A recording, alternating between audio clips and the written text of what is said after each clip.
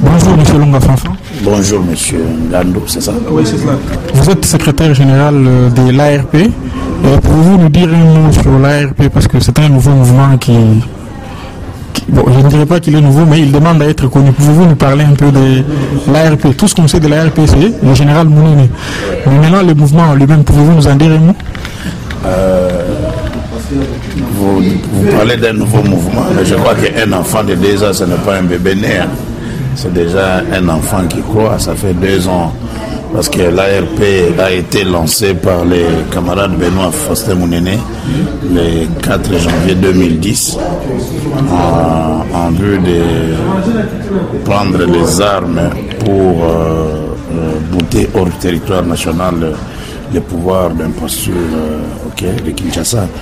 Parce que le général Mounene, comme qui le dirait, c'est un patriote résistant qui a milité depuis l'âge de 12 ans pour que notre pays soit libéré de la dictature d'abord moutiste et à ce jour du pouvoir de l'imposture qui s'est installé à Kinshasa et qui fait de notre pays, la République démocratique du Congo, une république bananière pratiquement où il n'y a ni droit de l'homme, les droits de l'homme sont bafoués, il n'y a même pas une politique d'investissement. Et donc c'est pratiquement la jungle. C'est par rapport à ça que le général Mounene, comme fils du Congo, a pris la décision de s'opposer farouchement à ce pouvoir. Donc vous nous dites que votre opposition est clairement armée. Donc vous pensez que le seul moyen de chasser Kabila du pouvoir, c'est par les armes? Il n'y a que cette voie-là. Il n'y a que cette voie-là, parce que pour moi, j'ai toujours lancé cette anecdote qu'un voleur dans ta maison, tu ne peux pas le chasser. Le monsieur est en train de voler, mais toi, tu vas d'abord chercher la convocation ou un mandat d'amener à la gendarmerie. Mais tu ne trouverais parti. C'est ce qui se passe chez nous. Il y a un voleur dans la maison Congo et nous avons dit non, on va essayer de faire ça ou ça, mais dans le temps, on vole les Congo.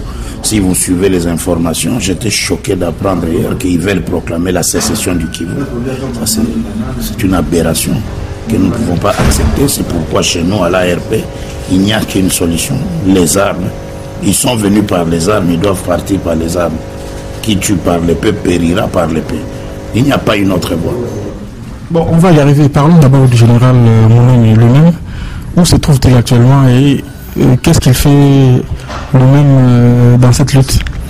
Je crois que la position du général Mounene géographique aujourd'hui n'est pas une position que je peux cacher parce que le président du pays hôte qui nous a tolérés sur son territoire l'avait déclaré officiellement dans une revue internationale Jeune Afrique que j'ai le général Mounene, j'assure sa sécurité et je ne vais jamais le livrer ou l'extrader comme prétendait le pouvoir de Kinshasa. Le général Mounene est dans les bonnes mains de notre frère et père, le président à qui je rends d'ailleurs hommage en ce moment-ci pour ses grands supports, le président Denis Sassou Nguesso. Il est dans ce pays. Et il vit là-bas. Mais le général Mounene lui-même, on sait qu'au Congo, il y a une procédure judiciaire qui a été lancée contre lui. Que répondez-vous par rapport à cette procédure? Qu'est-ce que vous en pensez, vous, à l'ARP? Mais je suis content que vous, au moins, vous reconnaissez que le général Mounene existe. Parce que je suis en train de suivre des déclarations dans certains médias avec nos compatriotes, peut-être qui n'ont pas l'information, qui parlent même d'un général fantôme, d'un général civil. Mais s'il y a un procès contre le général Mounene, est-ce que tu as déjà vu un procès sur un résistant qui veut vous chasser? Ils sont conscients que Mounene, c'est une menace pour ce pouvoir. Alors, ils avaient nié. Le procès dont vous parlez, c'est le procès sur les événements du 27 février. Mais moi, je me rappelle qu'ils avaient nié. Ils avaient dit que c'était une bande de malfaiteurs qui était là avec l'arme blanche et qu'ils ont maîtrisé, neutralisé. Mais une année après, ils reviennent en charge pour organiser un procès. Et puis ils le font même en cachette parce que c'est une honte, parce qu'ils reconnaissent la force du général Mounene Et l'accusé principal dans ce procès, c'est le général Mounene. Je ne sais pas si vous comprenez. Donc, si vous voulez connaître mon point de vue, ce n'est pas le premier procès. En Banzangongo aussi, il y a eu un procès où il a été condamné à mort d'abord avec une amende de 5 milliards de dollars de dommages intérêts à l'État congolais. Et je crois qu'après, ils ont revu le procès, même pour parler maintenant d'une condamnation à vie avec un dommage intérêt. Bon, je ne sais pas si des deux, entre Kabila et Mounene, qui doit être jugé ou condamné. Parce que les fils du Congo aujourd'hui, je crois que je peux poser une seule question aux fils du Congo, comme c'est un seul crime du général Mounene en République démocratique du Congo. Mais c'est lui qui juge, normalement c'est lui qui doit être jugé. Ça, si vous comprenez. Oui, je comprends, mais parlons un peu de l'ARP lui-même. On a comme l'impression que l'ARP fonctionne plus. Vous dites que vous êtes un mouvement politico-militaire, mais vous faites plus de la politique, parce que sur le terrain, on ne vous voit pas. Ah bon? Jusqu'à présent, je demande, et je ne suis pas les seuls, tous les Congolais se posent des questions, à quand allez-vous commencer les actions concrètes sur le terrain? Mais vous venez de me poser la question sur le procès. Et ces procès, c'est par rapport à quoi? C'est pas par rapport à une action posée par l'ARP. Est-ce que les procès qui se passent à Kinshasa sont au nom de qui? Rappelez-nous quelle action l'ARP avait menée concrètement. Mais la frappe du palais présidentiel, c'était à la seconde près ces garçons devaient la voir. Donc vous revendiquez cette action? On n'a jamais revendiqué parce que nous sommes un mouvement politico-militaire qui a un objectif, c'est de chasser les pouvoirs de Kinshasa. Nous ne sommes pas un mouvement terroriste qui va commencer à poser des actes et les revendiquer. On n'est pas là pour semer la terreur dans la population congolaise. Ça, il faut le savoir. Nous ne sommes pas là. L'ARP n'est pas un mouvement de terreur. L'ARP n'est pas là pour terroriser le peuple congolais. Okay? L'ARP est là pour sécuriser le peuple congolais. Donc, si nous commençons à revendiquer tout ce que nous faisons, c'est comme si nous sommes en train de transformer notre action en action terroriste. Non, nous ne sommes pas des terroristes. Nous sommes un mouvement de libération pour le pays. Alors, on ne revendiquera que les coups fatals à Kinshasa. Quand nous prendrons la tour de la voie du Zaïre et que nous allons proclamer la fin du régime dictatorial en République démocratique du Congo, la fin du régime d'imposture en République démocratique du Congo, c'est alors, M. Ndando, nous allons revendiquer. Vous m'avez posé la question. Oui. S'il n'y avait pas un procès public, parce que c'est connu, il y a un procès sur le général Mounene, je t'aurais dit, je ne connais pas cette histoire. Mais parce qu'eux-mêmes ont reconnu que c'est Mounene qui est l'investigateur, c'est pourquoi je t'ai dit, nous posons beaucoup d'actions. Beaucoup. Mais qui n'ont pas atteint notre objectif. Donc, nous ne pouvons pas revendiquer ça. Parce que si nous revendiquons, ce sera comme si c'était des actions terroristes. Ça, si vous me comprenez. Nous ne sommes pas un mouvement terroriste, nous sommes un mouvement de libération du Congo. Mais à quand l'action finale? Je veux dire, à quand allez-vous chasser l'imposteur qui est au pouvoir à Kinshasa? Il est en train de partir. Il est en train de partir. J'espère que vous avez l'information sur la peur qui règne aujourd'hui à Kinshasa depuis que les trois papas, les trois leaders ont décidé de conjuguer les efforts ensemble avec la déclaration de Paris. Il y a déjà, c'est le début du commencement. Ça, si vous comprenez. Cette déclaration-là, c'était le début du commencement. Bon, parlons-en de cette déclaration. Ce que moi je voudrais demander, concrètement, comment allez-vous créer cette synergie? Parce qu'il s'agit d'une synergie. Oui. Vous mettre ensemble avec les autres forces politiques au Congo pour libérer le pays. Concrètement, comment allez-vous mettre en place cette synergie? Je peux te poser une question. Comment est-ce que les Français se sont mis ensemble pour chasser Sarkozy du pouvoir? Parce que la gauche et la droite, ce sont deux tendances différentes, avec deux idéologies différentes. Mais comment expliquer? Est-ce que vous pouvez me le dire? Je sais que vous êtes bien informé. Vous pouvez m'expliquer comment est-ce que la gauche et la droite se sont mis ensemble pour qu'un monsieur comme Jacques Chirac, un monsieur de la droite confirmé, puisse déclarer que je vais voter Hollande, qui est de la gauche? C'est aussi une synergie qu'ils avaient créée pour faire partir Sarkozy. C'est une histoire récente. Ça, si vous comprenez. Alors, si, déjà là-bas, où ce sont la démocratie au vrai sens du mot, où les lois démocratiques sont respectées, ils se sont mis ensemble, pourquoi pas nous les Congolais? Nous sommes militaires, l'UDP c'est politique, ok? Parce que la PARECO et l'ARP, nous avons pratiquement un rapprochement plus facile parce que la PARECO est dans la résistance aussi armée. La PARECO prône pour le départ forcé de ces garçons. Ben, l'UDPS a la politique et ils avaient plus une option plus non-violence. Mais je crois que dans la non-violence, il y a la violence. Ça, si vous comprenez. Parce que si, dans la non-violence de l'UDPS, il y a la violence, parce que pendant la période électorale, post-électorale, il n'y a pas eu la violence à Kinshasa.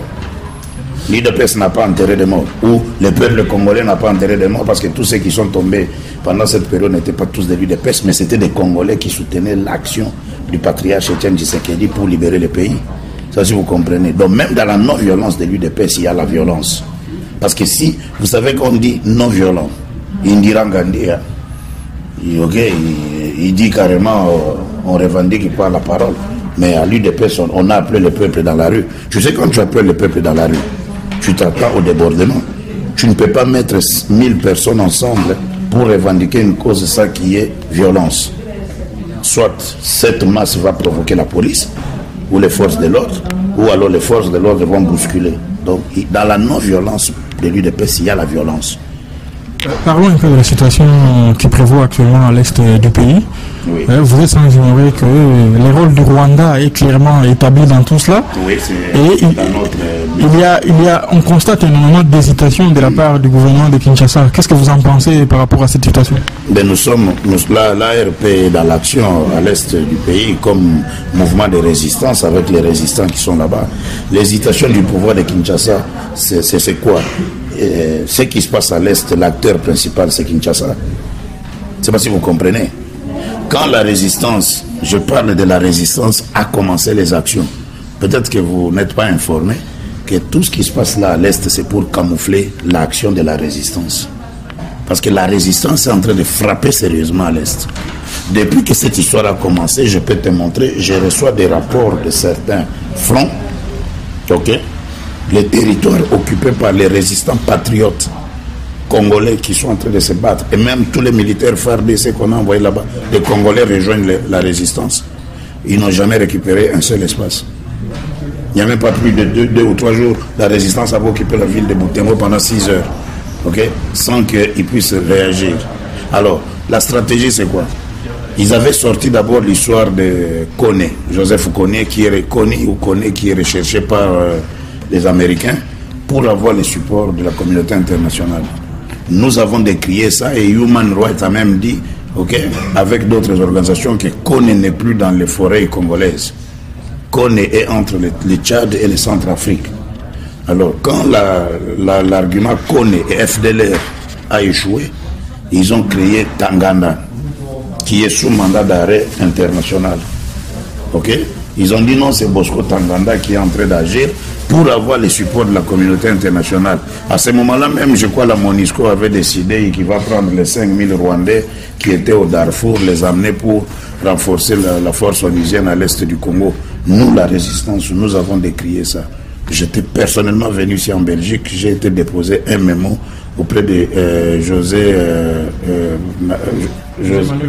Barroso, ok, pour démontrer noir sur blanc que la MONUSCO ne peut pas intervenir. Nous avons déposé un mémo au Conseil de sécurité de l'ONU. Après cela, quand ils ont vu qu'il y a même Human Rights qui a dit que le Tanganda que vous dites est dans les forêts congolaises, il est en train de sabler champagne dans un hôtel de luxe à Kigali. Ils ont fabriqué maintenant les M23. Okay? Donc vous comprenez que ce qui se passe à l'Est, c'est le pouvoir de Kinshasa qui fabrique une rébellion pour créer la terreur dans les Congolais. Et je crois que devant l'histoire, le fruit mûr ou pas mûr, il finit par tomber. Et c'est ce qui est en train de se passer maintenant. Je te confirme que la résistance est en action à l'est du Congo. Et dans cette résistance, tu as tout le monde, tous les Congolais. Nous arrivons au mot de la fin. Hein. Je voudrais que vous dites aux nombreux compatriotes congolais qui vont certainement vous suivre, est-ce qu'ils peuvent avoir foi en général Mounine? Mènera-t-il son action jusqu'au bout? Pouvez-vous leur garantir cela? Je suis aujourd'hui secrétaire général de l'ARP, ok, mais je suis dans l'action collective, l'action commune initiée à partir de la déclaration de Paris, ok. Donc, je ne parle pas seulement aujourd'hui du général Mounene, mais je parle de la résistance congolaise, dont le général Mounene a été choisi. Il est en train de commander l'armée de la résistance nationale. Ok? Et dans l'action politique stratégique, vous avez Papa Honoré Ngwanda, vous avez Papa Tshisekedi. Donc je demande au peuple congolais de croire à ces trois messieurs, de croire à leur sagesse. On ne peut pas fusionner l'ARP avec l'UDPS parce que l'UDPS c'est un parti politique. L'ARP c'est un mouvement politico-militaire qui a été créé pour une cause bien déterminée. Je crois que dans l'ARP nous avons des civils qui aujourd'hui, si le pouvoir est pris, l'armée de la résistance doit intégrer l'armée nationale. Ça, si vous comprenez. Et c'est l'erreur commise par l'AFDEL parce que l'armée rebelle était devenue l'armée nationale et on a pris l'armée nationale, on les a envoyés des militaires bien formés parce que Mobutu, on peut tout dire de Mobutu, dans son actif nous avons la formation de l'élite militaire, ok, et que Mosé Laurent Désiré Kabila, mal conseillé par le pouvoir Tutsi Pawa, ok, qu'est-ce qu'il a fait? Il a pris l'armée de Kadogo qui est devenue l'armée nationale et l'armée nationale, on a mis ça à côté. Nous n'allons pas commettre cette erreur. Nous connaissons la vraie armée nationale congolaise. C'est cette armée qui est partie de la force publique, l'ANC, les phases. Ok, ça s'arrête là. Les FARDC là, nous, on ne reconnaît pas cette histoire-là dans la résistance. Donc, la résistance va réinstaurer l'armée nationale congolaise. Ok, et le général Mounene, aujourd'hui, ok, le général Mounene n'est pas n'importe qui. Comme je vois dans certaines presses des internets où on les traite d'un général civil. Le général Mounene a été formé à l'académie militaire en Albanie. Ok, ensemble avec les gens comme les Poutine. Je ne sais pas si vous comprenez. Et c'est lui qui a payé les études du général Faustin Mounene à l'académie militaire en Albanie. C'était le défunt président du Congo-Brazzaville. Ok, comment il s'appelle? Marien Ngouabi. Je ne sais pas si vous comprenez. Et le général Mounene a évolué dans une armée d'élite d'Afrique, l'armée nationale angolaise, où il est sorti avec les grades de colonel. Vous imaginez dans cette armée, toi, un Congolais, tu as les grades de colonel full. Ça, si vous comprenez, ce n'est pas un mensonge. Allez-y, demandez, vous êtes de la presse. Allez même à l'ambassade de l'Angola, ici à Bruxelles. Vous dites, je vais vérifier une information. Dans votre armée, est-ce qu'il y a eu un certain Faustin Mounene, okay, comme officier? Si vous comprenez. Donc, dans l'armée de la résistance, nous avons le général Mounene, dans la stratégie politique, dans la stratégie de l'intelligence, dans l'organisation même, okay, de l'action. Nous avons le papa Honoré Ngwanda dans l'action politique aujourd'hui au Congo. Je ne reconnais qu'un seul leader politique. Il n'y a plus de leader politique au Congo à part Etienne Tshisekedi ou Mulumba. Ça, il faut être clair et net. Alors, je ne vois pas un crime aujourd'hui que ces trois messieurs puissent mettre leur sagesse ensemble. Leur sagesse. Nous n'avons pas dit que l'UDPS est devenu dans l'ARP ou la PARECO est devenu dans l'UDPS. Non, non, non, non.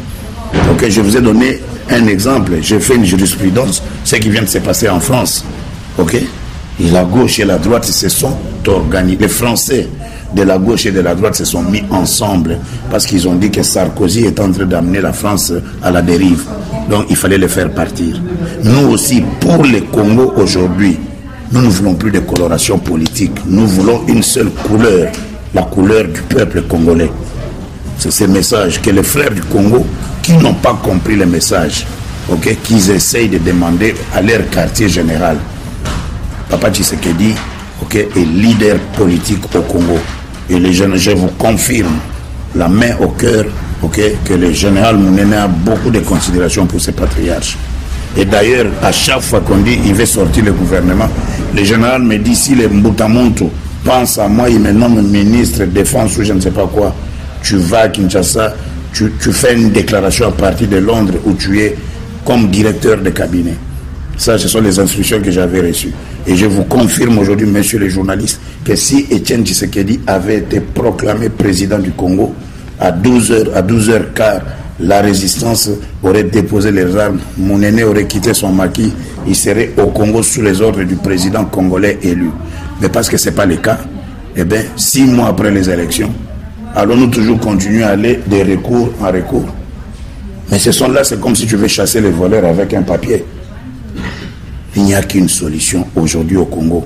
Mes frères du Congo, c'est que nous puissions prendre les armes pour chasser l'occupant. Donc que les frères du Congo se mobilisent comme un seul homme aujourd'hui pour chasser l'occupant. Le pouvoir est très fragilisé à Kinshasa. Je vous remercie beaucoup, M. Fomba.